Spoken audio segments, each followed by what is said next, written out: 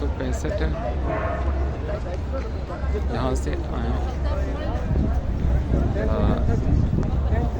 ये आगे ये गेट नंबर 364 है, यहाँ से आ जाए। ये जन्नतुल बकी है इसके बैक साइड पे, और यहाँ से भी आ सकते हैं आप रियाजुल जन्नह जाने के लिए। यहाँ पे लाइन लगी हुई है, ये गेट नंबर 364 के बिल्कुल सामने लाइन लगी हुई है, लाइन बनवाई गई है। यहाँ आप परमिशन दिखाएंगे, रियाजुल जन्नह में दाखिल होने के लिए इजाज़तनामा दिखाएँ। ये लाइन के बगैर यहाँ नहीं आने, गैर मुतल्लिका लोगों को उठा रहे हैं, और जिन्होंने जाना है वो यहाँ पे खड़े हैं।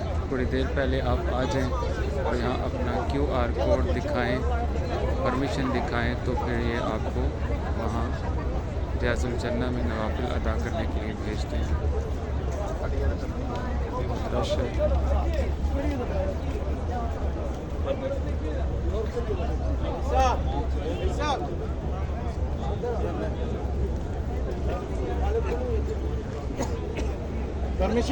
अभी नहीं।